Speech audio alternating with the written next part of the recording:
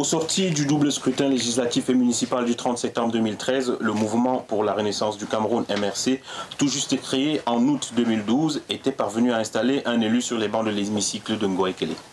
Ensuite, par la voix de son unique député à l'Assemblée nationale, le parti de Maurice Kamto avait déposé une proposition de loi tendant à la révision du code électoral de 2012. C'était en novembre 2014. Le MRC estimait alors que le dit code est taillé sur mesure pour permettre au régime en place de frauder les élections et de s'éterniser au pouvoir. Le texte porté par l'honorable Lazare Sope n'a jamais fait l'objet d'une inscription à l'ordre du jour de l'Assemblée nationale. Pourtant, le règlement de la dite Assemblée nationale prévoit que toute proposition de loi régulièrement introduite est d'office inscrite à l'ordre du jour du bureau de l'Assemblée nationale après 3 sessions consécutives. Malgré les cris d'alarme qui fusent des rangs de l'opposition, le 10 novembre 2019, Paul Biya annonce en grande pompe la tenue prochaine du double scrutin législatif et municipal le 9 février 2020.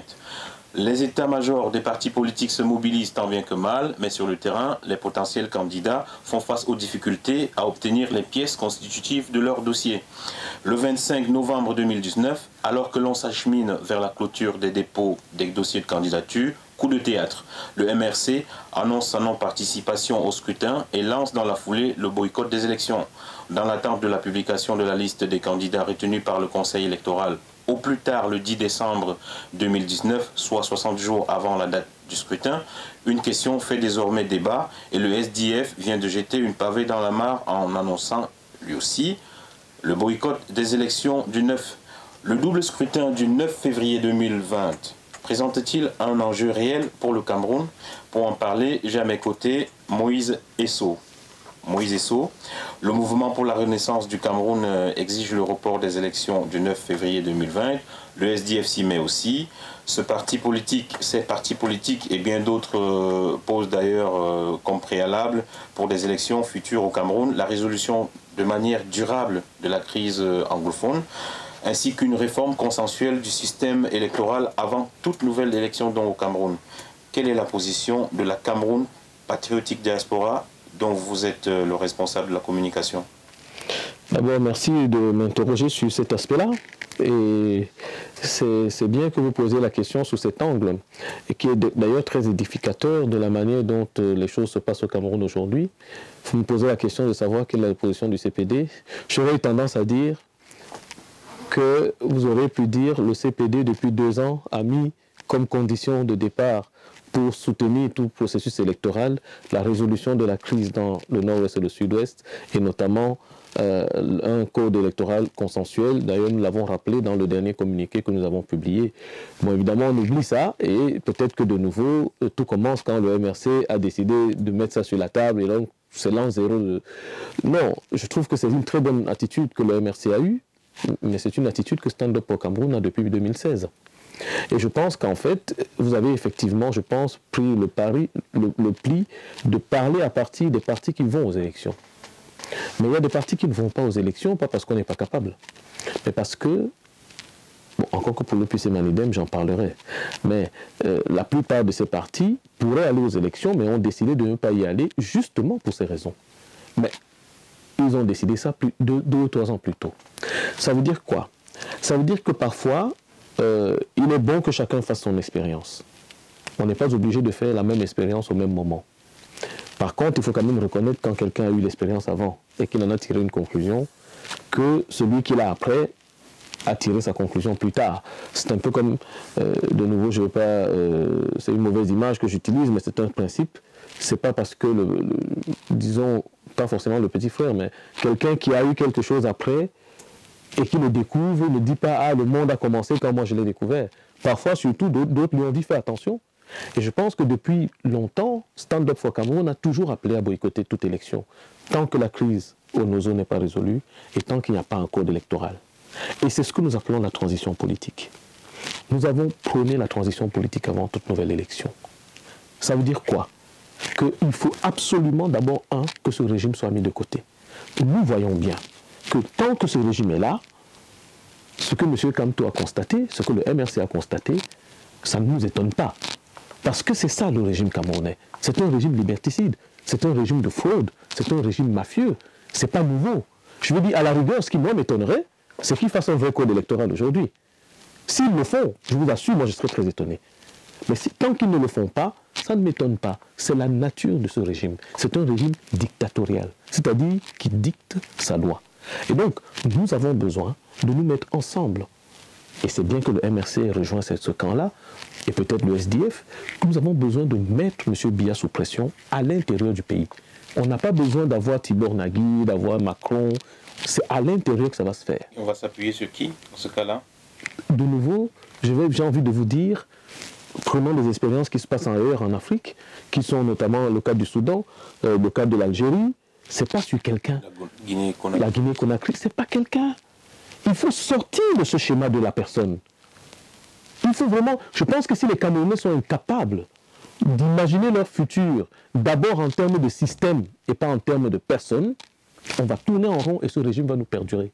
Monsieur Biya va mourir, quelqu'un d'autre du même régime va continuer comme ça s'est fait au Gabon, au Congo-Brazza, au Togo, pardon, ou ailleurs. Il est indispensable qu'on se focalise sur le système. C'est ça qui va mettre les Bétis, les Bamileke, les Douala, les Bassa, les Kirdi, les Fulbe, les Bamoun, qui va nous mettre les Banyangui, qui va mettre les Bakori. C'est ça qui va nous mettre tous ensemble. Quand on commence par le qui, avant de savoir le pourquoi, on va se diviser. Et c'est important que l'esprit... Et je sais que beaucoup de gens sont dans le messie, le qui, tel... Non, nous avons besoin de changer de système. Et je vous assure que si nous changeons de système... Vous avez vu Cabral Libi, comment il est arrivé? C'est quelqu'un qu'on ne connaissait pas beaucoup, 3 ans avant. Il parle bien, il se présente bien, et tout ça, il a un peu enflammé, il s'est fait appeler le Macron camerounais, je ne sais pas si Macron c'est un modèle, mais bon voilà, il dit voilà, il parle bien et tout. Donc en peu de temps, il a commencé à faire rêver des gens. Bon, tout le monde a vu que le rêve est vite parti en fumée, parce que bon, voilà. Mais ceci dit, s'il y a un système nouveau, avec des institutions démocratiques, réellement démocratiques, avec la capacité pour tous les Camerounais de montrer de quoi ils sont capables, nous pourrons être étonnés que même Libye, aussi, Kamto, tous ces gens, on peut être étonné qu'aujourd'hui au Cameroun, il y a des jeunes gens qui valent 10 fois mieux que ces gens-là. Tout comme il peut confirmer leur leadership aussi. Mais on a besoin d'abord de changer de système. Et si je fais un focus sur Maurice Kamto, qui est quand même le principal challenger de Paul Biya lors des élections d'octobre 2018, on se rend compte qu'il avait autorisé, dans un premier temps, dont le MRC avait laissé entendre qu'il allait aux élections, et puis revirement, tout de suite, il dit boycott systématique de ces élections-là. Est-ce que vous pensez que la ligne politique de Maurice Kamto sur ce plan-là est cohérente? Vous savez, à Stand Up for Cameroun, nous avons un plan. Notre plan, c'est d'amener le peuple camerounais à comprendre que la transition politique est la seule voie de sortie de toutes les crises que nous avons. La crise de Boko Haram, la crise du Nord-Ouest, Sud-Ouest, la crise politique, le blocage des institutions, la question du tribalisme doit faire l'objet du dialogue national. Le dialogue national inclusif n'est pas que sur la question anglophone, même si elle est principale. C'est aussi pour toutes les autres choses. On a un contentieux historique dans ce pays vis-à-vis de la France. On a un contentieux historique entre les nationalistes et les ojulatistes. Et là, je prends le jargon de l'UPC. Effectivement. Et donc, on a besoin de discuter d'un certain nombre de choses. Et Stand Up for Cameroun veut faire comprendre que tant qu'on n'a pas fait ce travail-là, on va passer le temps à se pointer les uns les autres. C'est pourquoi, à votre question, je dirais, je suis mal placé pour analyser la stratégie du MRC. Ils ont peut-être de très bonnes raisons d'avoir voulu aller aux élections, et ils ont sans doute de très bonnes raisons d'avoir décidé d'y renoncer. Moi, ce que je retiens, c'est qu'ils nous donnent raison, sauf si demain ils changent de nouveau. Mais ils nous donnent raison. Alors, quand quelqu'un qui n'avait pas la même position que vous rejoint, vous avez le choix entre essayer de lui montrer qu'il était idiot hier, et peut-être qu'il ne l'était pas. Simplement, lui, à sa place et dans ses conditions. Et avec son objectif, avait besoin d'aller aux élections. Peut-être qu'aujourd'hui, moi ce que je retiens, c'est que le MRC aujourd'hui est dans le camp du non aux élections. La seule chose que j'ajoute, c'est que le boycott pour rester à la maison, ce n'est pas suffisant. Justement, je voulais rebondir sur cet aspect du boycott. On se souvient que l'UPC, dans les années 50, avait prôné le boycott actif, c'est-à-dire avec des actions contre l'organisation des élections.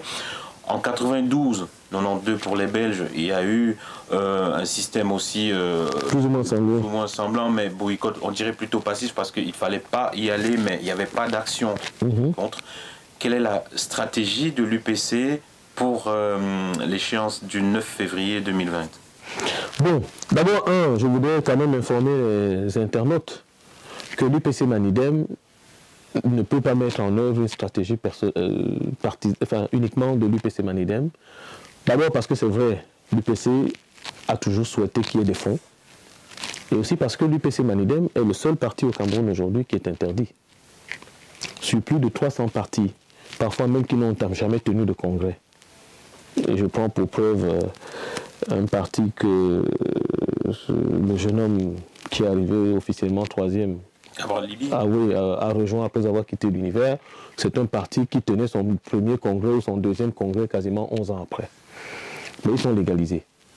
L'UPC Manidem, qui était le seul parti qui depuis 1948 a existé, avait été interdit en 1955, a été relégalisé, même si c'était la branche de Maï Matip, mais après elle a disparu dans l'UNC à l'époque. Eh bien, en 1990, il y avait 2 partis qui étaient reconnus au Cameroun, ou qui pouvaient être reconnus, le RDPC et l'UPC. Il n'y en avait pas d'autres. Et on a refusé, l'administration camerounaise a refusé de reconnaître l'UPC. Ils ont fait l'UPC Kodok, que tout le monde connaît, pour essayer de nous faire des problèmes juridiques. Nous avons décidé de nous appeler UPC Manidem. Parce que pendant la clandestinité, le Manidem, Manifeste national pour l'instauration de la démocratie, était le mouvement que les Wonli Massaga et l'Endo Michel et les Ndjao Nikano avaient trouvé pour pouvoir permettre que l'UPC renaisse après l'assassinat de Wandje. Eh bien, l'UPC Manidem a été déposé en 1995. On n'a toujours pas été légalisé. La Cour suprême du Cameroun nous a donné raison 2 fois. Pas une fois, 2 fois. Monsieur André Tsungui, qui était ministre de l'Intérieur, a dit qu'on va voir de l'administration territoriale, si c'est eux qui lui donnent de se récépissés. On est allé à la Cour, la Commission africaine des droits de l'homme et des peuples. En 2016, on a encore gagné contre le Cameroun. Le régime refuse toujours de nous reconnaître. Donc, officiellement, l'UPC Manidem, légalement, n'existe pas, mais vous savez tous que nous existons, voilà, à des élections et tout. Alors, pour revenir à votre question, je voulais quand même que les internautes le sachent, que c'est un parti actif. D'ailleurs, aujourd'hui, le 29 novembre, nous étions sur le podium du lancement de la campagne non à l'élection, oui à la transition politique. Et nous avons des congrès que nous tenons et nous sommes connus partout, sauf sur les listes des partis politiques autorisés. Alors, Stand Up for Cameroun a décidé de boycotter cette élection de manière active. Notre objectif, c'est de faire qu'il y ait une 3e voie. Il y a la voie du régime qui nous amène dans le mur, la voie des partis politiques d'opposition qui veulent aller aux élections, qui est une voie qui pour nous est une impasse. Donc ça ne nous donne pas dans le mur, mais c'est une impasse. Et il y a la voie de la transition politique, qui est celle du peuple. Comment y arriver? Eh bien, nous avons lancé aujourd'hui, le 29 novembre, la campagne. C'est une campagne que nous allons mener. C'est pourquoi nous appelons le MRC à aller plus loin que le boycott pour le seul code électoral. Nous attendons que les militants du MRC, lorsqu'on va lancer des manifestations, lorsqu'on va lancer des marches, parce qu'il va bien falloir qu'on y arrive, on attendra que ça se passe sur place au Cameroun avec les conditions de violation des libertés, les conditions d'insécurité dues au régime. Mais quand il y aura des manifestations, nous attendons que les militants du MRC, du SDF, nous rejoignent. Vous n'allez pas encore pousser le MRC à aller en prison. Des centaines de militants de ce parti viennent de sortir de prison grâce à une grâce présidentielle. Vous n'allez pas encore leur demander... Il n'y a pas eu de grâce présidentielle. Enfin, une façon de parler. Je pense que c'était un geste d'apaisement, d'après ce qu'on a compris des autorités camerounaises. Vous n'allez pas leur mettre à Kondengui. La question est la suivante, c'est que s'ils sont allés, est-ce que c'est parce que... Moi, je vais vous dire, les informations que nous avons, en tout cas, que le CPD, dans lequel je suis, mais Stand Up aussi, que nous avons, indiquent que si nous sommes 4000 dans la rue, on n'arrête plus les gens comme quand on n'est que 300. Le vrai problème aujourd'hui, c'est que il y a plusieurs milliers de sympathisants et de militants du MRC. Mais le MRC n'est pas toujours, parce que tous ces gens qui sont les militants ne sont pas toujours des personnes qui veulent aller risquer leur vie. Donc, manifestement, jusqu'à preuve du contraire, le MRC n'a pas encore mis 1000 personnes dans la rue, à la fois et au même moment et au même endroit. Mais nous voulons qu'il y ait 10 000 Camerounais dans les rues. Et nous voulons appeler les Camerounais à aller dans la rue. Mais pour ça, il faut qu'ils aient un message et une confiance dans celui qui lui donne le message. Notre message est le suivant. La transition politique n'est pas là pour placer quelqu'un à la place de M. Biya. La transition politique est là pour faire les conditions du changement. Pour qu'après cela, celui que vous allez choisir soit effectivement celui qui prenne le pouvoir. C'est ça le message de fond. Nous avons besoin que les anglophones, nos compatriotes du nord-ouest et du sud-ouest, qui se réclament de l'Ambazonie ou non, nous avons besoin qu'ils retournent dans le giron national. Nous avons besoin qu'il y ait la paix là-bas. Donc il faut un dialogue national inclusif. Allez, on va dire deuxième étape. La première étape étant d'abord de neutraliser ce régime. Parce qu'on comprend tous que tant que ce régime est là, il n'y a pas moyen de transition politique. Donc la première chose, c'est neutraliser le régime. C'est-à-dire faire en sorte qu'il cesse d'être nuisible. Sinon, on ne va pas y arriver.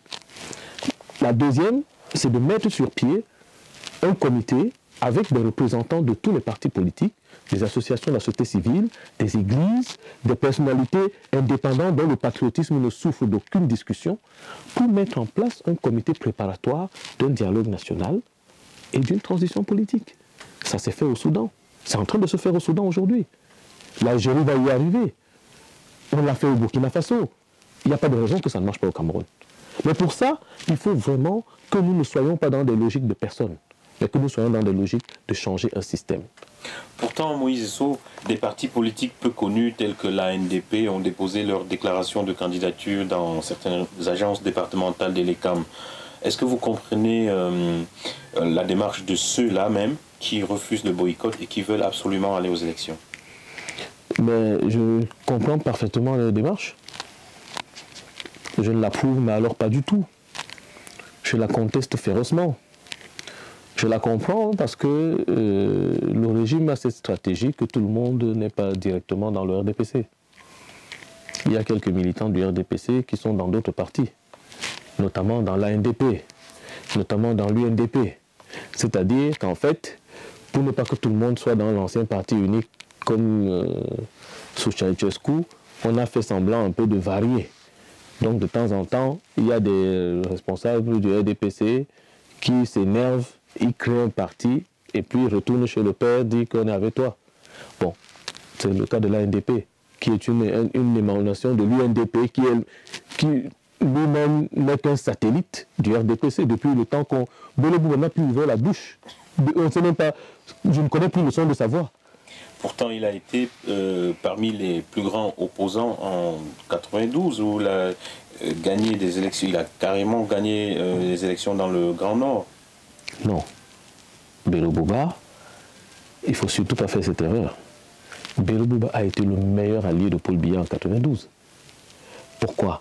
Parce qu'au moment où toute l'opposition essayait d'avoir un candidat unique, Belebouba et Kodok sont partis aux élections pour donner à Biya l'occasion de prétendre qu'une partie de l'opposition a émietté ses voix. Parce qu'en 92, Biya ne pouvait pas oser dire qu'il a 50%. Le pays était déjà en train d'exploser. Là, c'est celui qui allait avoir les débris à la figure. Donc, Belebouba lui a rendu service en essayant de voler le MDP à Samuel Lebois pour faire ce qu'il a fait après. C'était la meilleure manière de soutenir Paul Biya. Donc, le plus grand opposant, je ne le qualifierais pas ainsi. C'est relatif. Mais un autre aspect que l'on passe très vite sous silence lors des élections au Cameroun, c'est la caution, le montant de la caution que doivent fournir les candidats à la députation. Ce montant est de 1 million de francs CFA, donc soit environ 1500 euros. D'aucuns parlent désormais d'un suffrage censitaire dans un pays où le droit de concourir appartient uniquement aux riches.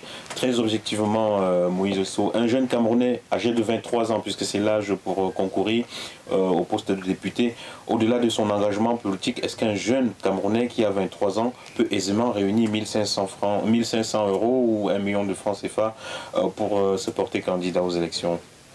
Ça fait partie des choses qui vont changer dans le cadre d'une transition politique. Parce que ce que je n'ai pas dit, c'est que la transition politique, ce n'est pas seulement le dialogue national.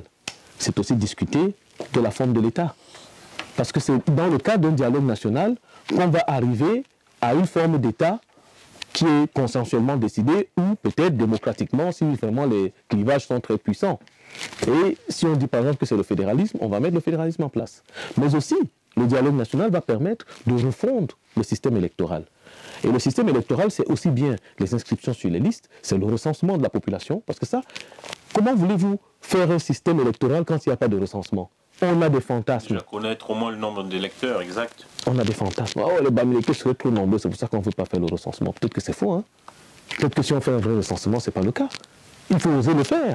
Pourquoi on a peur? Et si c'est le cas, où est le problème? Si on a une véritable démocratie, on n'a pas à avoir peur d'une ethnie qui serait majoritairement numérique.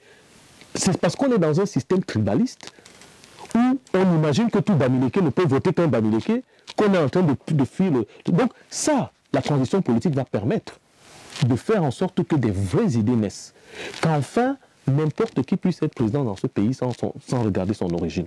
Et ça, des histoires de millions, on va revenir à la réalité. Parce que ce que vous me dites là, c'est la meilleure manière de disqualifier les gens. Parce que le jeune homme de 23 ans, qui est candidat, oui, il peut en avoir un. Il faut que ce soit le neveu de Biya. Donc forcément pas pour le SDF. Le fils du paysan de Beta Royan ne pourra jamais, pas du tout. Le candidat député. Voilà. Donc c'est pour vous dire que justement tout ça fait partie des choses qu'on va balayer avec ce régime.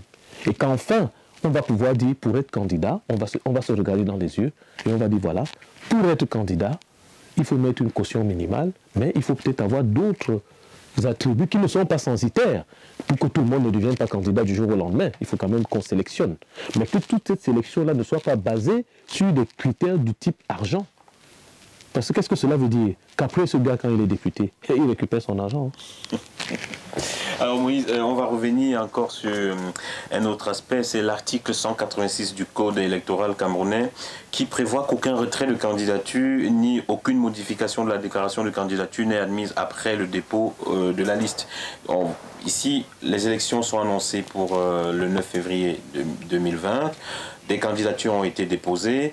Est-ce que vous attendez à une surprise quelconque avec, avant la phase du contentieux préélectoral, notamment des noms bien connus qui viendraient se jeter dans l'arène? Est-ce que vous pensez que avant l'annonce du boycott par le MRC et désormais par le SDF, des grosses pontes de l'opposition se seraient portés candidats? Il est évident que, pour prendre le cas du MRC, il y a sans doute, je crois d'ailleurs que c'est le cas, un de mes amis que je connais ici en diaspora depuis avant qu'il rentre au Cameroun, comme Célestin Djamène, qui est un garçon très courageux, qui, même quand il était en diaspora, quoique peut-être parfois un peu trop sûr de lui-même, mais quand même qui aime le Cameroun, qui est très courageux, il avait déjà sans doute finalisé sa candidature, parce qu'il faut quand même rappeler que M. Kamto a annoncé le retrait du MRC le dernier jour. Hein. C'est une stratégie à votre avis? Je ne sais pas, mais beaucoup de cadres du MRC n'attendaient pas ce jour-là pour déposer leur candidature. Donc il y a sans doute des candidatures qui ont déjà été déposées ou qui avaient déjà été déposées avant l'annonce du boycott, tout comme le SDF.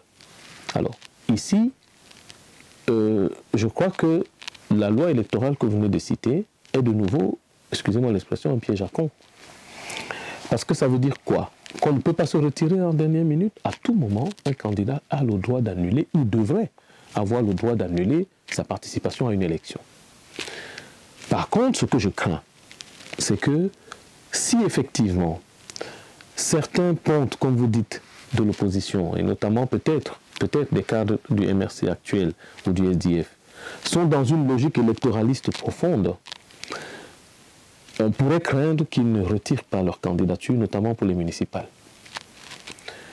Et qu'à ce moment, le régime use de cela pour prétendre que leur parti a participé aux élections et donc se défendre d'avoir exclu ces partis. C'est pourquoi je pense qu'il n'y a que la transition politique, excusez-moi de revenir encore là-dessus, qui nous permettra de ne pas avoir ce cas de figure. Parce que si ces élections n'ont pas lieu, si le peuple camerounais se mobilise d'ici le 9 février pour dire qu'ils ne veulent plus même de ces élections, de cette nouvelle Assemblée nationale, du régime et tout ça, eh bien, tout ce château va tomber. Les candidatures, les invalidations, les retraits, ce n'aura plus de sens. On va mettre ce pays à plat pour le refonder. Et quand on va le refonder, alors il y aura de vraies candidatures. Mais Moïse Sow, en face, on a quand même un emballement électoral du côté du RDPC, donc le parti au pouvoir. Et il y a une circulaire du 15 novembre 2019 relative aux investitures au sein donc, de ce parti-là, le RDPC, qui demande aux députés cumulant déjà 3 mandats de penser à céder la place aux jeunes et aux femmes. N'est-ce pas finalement un signe d'ouverture pour un parti souvent taxé de gérontocrate? Je pense que si ce parti voulait vraiment faire un signe d'ouverture, vous me tendez une trop grosse perche. Il faudrait qu'il commence d'abord par son président. Hein. Parce que parmi les plus vieux politiciens de ce pays, il y a le président du RDPC. Pourquoi bousculer les plus jeunes députés de 70 ans ou 75 ans, alors que le président de 87 ans est toujours là? Avec à côté de lui des présidents du Sénat qui avoisinent le même âge, des présidents de l'Assemblée nationale qui sont tous aujourd'hui seraient dans les hommes en Europe, quel que soit d'ailleurs ce pays. Donc voilà, je pense que c'est de la poudre aux yeux.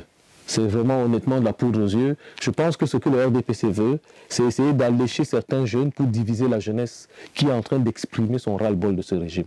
Alors sans doute qu'en faisant ce genre de circulaire, c'est pour essayer de faire miroiter à quelques jeunes affamés qu'il y a la nourriture pour vous aussi, calmez-vous. Il y a aussi pour vous, calmez-vous. Mais ce n'est pas du tout un signe d'ouverture. Donc voilà. Moi, j'aimerais que le RDPC change de président. Ça serait déjà un signe.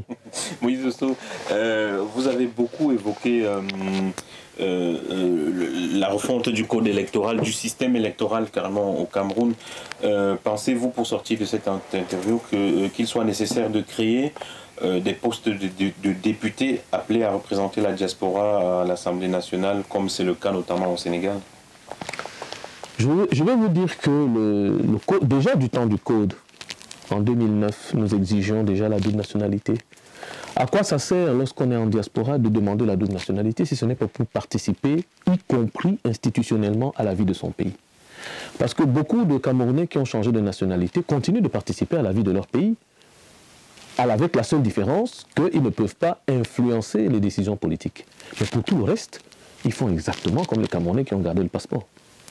Donc, la double nationalité ne peut aller que de pair avec une représentation de la diaspora. Sinon, à quoi ça sert d'avoir une double nationalité si c'est juste pour ne pas avoir besoin de visa? Si ce n'est que pour ça, honnêtement, ça n'a pas de sens. Donc c'est tout à fait indispensable que la double nationalité et la représentation des Camerounais de l'extérieur, notamment dans l'Assemblée nationale, soient des pas démocratiques qui sont au sortir de la transition politique. Cette transition politique va servir aussi à ça. Parce qu'il est inconcevable que plus de 4 à 5 millions de Camerounais qui contribuent à l'économie nationale, qui sont, on l'a vu ici, avec le non hold-up, comme je l'ai dit en d'autres endroits, la base, ont montré l'amour du Cameroun. Beaucoup d'entre eux sont peut-être des réfugiés, sont peut-être plus camerounais. En quoi doivent-ils être disqualifiés de participer à l'avenir de ce pays? Donc je pense que c'est indispensable qu'il y ait cette représentation. Je précise tout simplement que pour les Camerounais qui ont gardé la nationalité exclusive donc, du Cameroun, le seul droit électoral, c'est celui de pouvoir voter pour le président de la République et pas autrement. Voilà, et nous souhaitons que cela aille aussi pour la représentation. Parce que là, le député est un député national. Qu'il soit élu dans une circonscription ou une autre, il représente la nation, tout comme le président de la République. Donc, il n'y a pas de raison que l'exécutif soit voté par le reste, l'entièreté du peuple, et que la représentation législative ne soit que par une partie. Sur ce, je vais vous remercier pour votre participation à cet entretien, Moïse Sow. Et je peux dire un dernier mot pour les internautes. Ce que j'ai envie de dire au peuple camerounais et aux Camerounais qui nous écouteront, c'est que vraiment, il est indispensable qu'ils se mobilisent pour que ce régime tombe et que de la diaspora où nous sommes, j'appelle mes compatriotes à s'approcher de tous ceux qui sont dans le non, mais dans le boycott actif, pour contribuer financièrement à soutenir les mouvements qui au Cameroun vont dans le sens de la transition politique. C'est indispensable parce que sur place, comme vous l'avez relevé tout à l'heure, c'est la question de l'argent qui parfois tue l'opposition. Eh bien, cet argent, il se trouve en diaspora. Donc c'est un appel que je lance pour changer de régime. Soutenons les actions qu'il y a au Cameroun et qui auront lieu. Et par quel mécanisme peuvent-ils contribuer financièrement? Qu'ils déjà se regardent dans tout ce qui est hashtag political transition, hashtag transition politique, il y aura suffisamment d'informations et qu'ils regardent là. Parce que ici, pour le moment, beaucoup de choses sont en place, donc je ne peux rien donner comme indication concrète, mais qu'ils s'intéressent à la question de la transition politique, ils trouveront toujours le moyen de soutenir. Je vous remercie pour cet entretien, Moïse Esso. Merci.